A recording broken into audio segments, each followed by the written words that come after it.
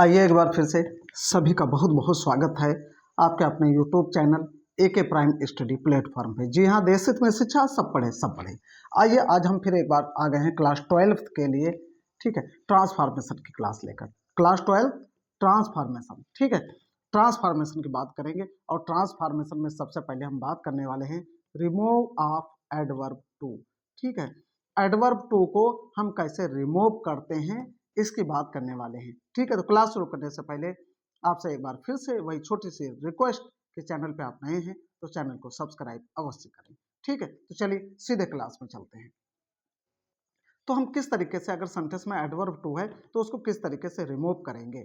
ठीक है, हम रूल पहले आपको बताएंगे, उसके बाद एग्जाम्पल के जरिए आपको समझाने का प्रयास करेंगे, आप बेहतर समझ जाएंगे। विदाउट स्किप वीडियो पूरा जरूर देखें।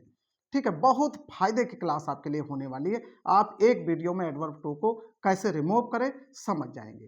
ठीक, तो चलिए रूल नंबर फर्स्ट हम देखते हैं। रूल नंबर फर्स्ट क्या है? देखिए, रूल नंबर फर्स्ट में ये है, सबसे पहले subject plus verb plus so. देखिए, ये हम जब एडवर्ब टू को रिमूव करते हैं उसका स्ट्रक्चर है ये। ठीक है, उसका स्ट्रक्चर है ये।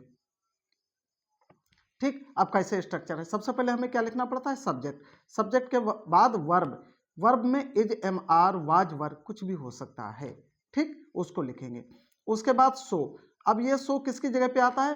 Place of to. इस टू को रिमूव कर देते हैं, हटा देते हैं और इसकी जगह पर सो आ जाता है। ठीक, बिल्कुल समझते चलिए, हमने एक स्ट्रक्चर बना लिया है ताकि आप बहुत बेहतर समझें और बिल्कुल ऐसे ही लिखते चले जाइए, सेंटेंस आपका ट्रांसफॉर्म हो जाएगा, बन जाएगा। ठीक, उसके बाद एडजेक्टिव। एडजेक्टिव लिख लेंगे जो भी दिया होगा। उसके बाद दैट। ये दैट आता है at the place of to. ये वाला टू भी सेंटेंस में होता है इन्फिनेटिव, इसको हटा देते हैं, इसको भी, इसकी जगह पर ये दैट आ जाता है। ठीक, उसके बाद प्रोनाउन। अब प्रोनाउन हम कौन सा लिखें? According to subject. सब्जेक्ट के हिसाब से जो सही होगा वो प्रोनाउन हमको लिखना पड़ेगा। ठीक, कहाँ पे? दैट के बाद। उसके बाद आ जाइए, उसके बाद क्या लिखते हैं हम?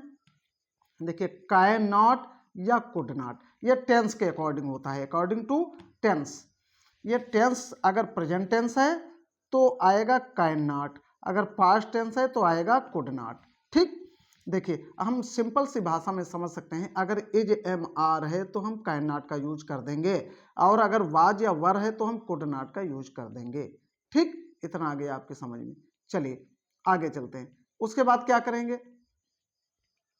उसके बाद वर्ब, जो मेन वर्ब होती है उसको लिखेंगे और इसको लिखने के बाद अदर वर्ड, मतलब जो सेंटेंस में बचा हुआ होगा वो हम उसके आगे लिख देंगे।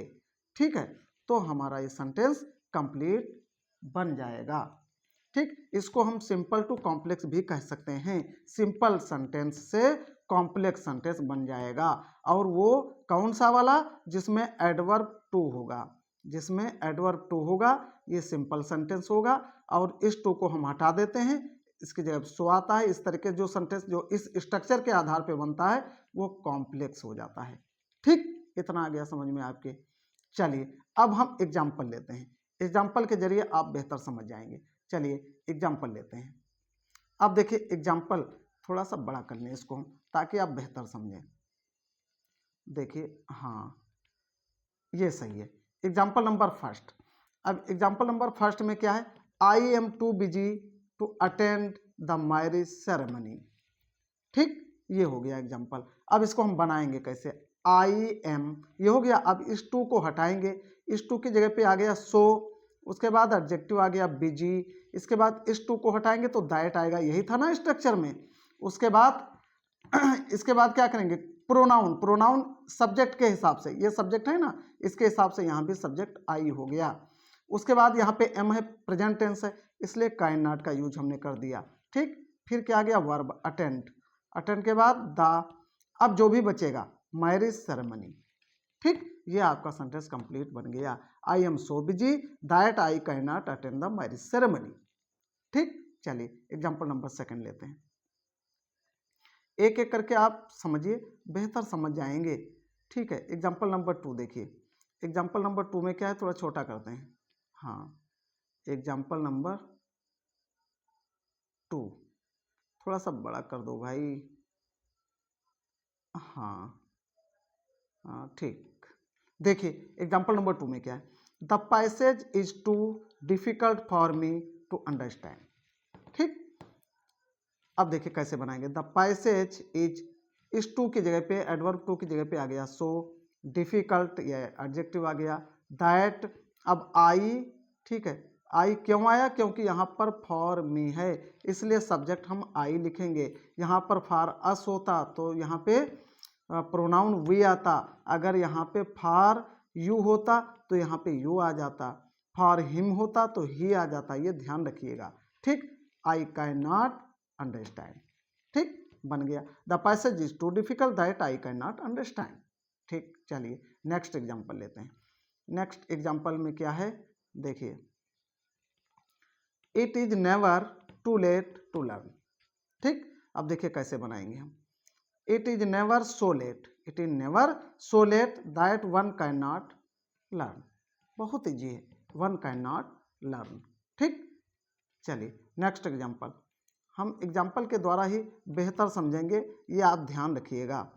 नेक्स्ट एग्जाम्पल हम ले लेते हैं, इसको भी थोड़ा सा बड़ा कर लें तो आप बेहतर समझेंगे। हाँ ठीक, देखिए, she too eager for her result, she eager too eager for her result. देखिए सी इज ओवर ईगर, मतलब अपनी परीक्षा परिणाम के लिए बहुत ही उत्साहित है, फॉर हर रिजल्ट। ठीक, बहुत ईजी है, बस आप समझते चलिए। एग्जाम्पल नंबर 5 लेते हैं। एग्जाम्पल नंबर 5 में क्या है, he is too proud of his knowledge. कैसे बनाएंगे, ही इज, देखिए अब हाँ यहाँ पर एक चीज़ और आ गई, अगर सेंटेंस में केवल इस एडवर्ब टू का प्रयोग किया गया है, बाद में इन्फिनेटिव टू नहीं है, ठीक है, तो हम कैसे बनाएंगे, तो इस टू को हटाते हैं, इसकी जगह पर आ जाता है एक्सट्रीमली। ध्यान दीजिएगा, कोई भी सेंटेंस हो, he is too proud of his knowledge, तो इस टू की जगह पे हमें एक्सट्रीमली लिख देना है, बाकी पूरा सेंटेंस ऐसे कॉपी कर देना है। देखिए he is extremely proud of his knowledge. ठीक, चलिए एग्जाम्पल नंबर 6 लेते हैं। एग्जाम्पल नंबर 6 में क्या है, she is too young to travel alone. ठीक, कैसे बनाएंगे, सी इज सो यंग, इस टू की जगह पे क्या आ गया, सो आ गया। ठीक, इस टू इन्फिनेटिव की जगह पे क्या आ गया, दैट आ गया, दैट, अब ये सी ये प्रोनाउन है ना, तो इसके अकॉर्डिंग यहाँ पर भी सी हो गया। सी कैन नॉट या कैन ट्रेवल एलोन, ये एलोन है यहाँ पे समझ लीजिएगा। ठीक, सी कैन ट्रेवल एलोन, ये आ गया समझ में। आशा करते हैं कि आप रिमूव ऑफ एडवर्ब टू समझ गए होंगे। हम आगे नेक्स्ट क्लास में कुछ और बढ़िया एक तरफ से आपकी ग्रामर की तैयारी, लिटरेचर की तैयारी हम करा रहे हैं, आपके लिए बहुत सारी जानकारियां हम लेके आने वाले हैं। तो चलिए आज की क्लास यहीं पे ख़त्म करते हैं, मिलते हैं नेक्स्ट क्लास में, तब तक के लिए थैंक यू वेरी मच। जय हिंद, जय भारत।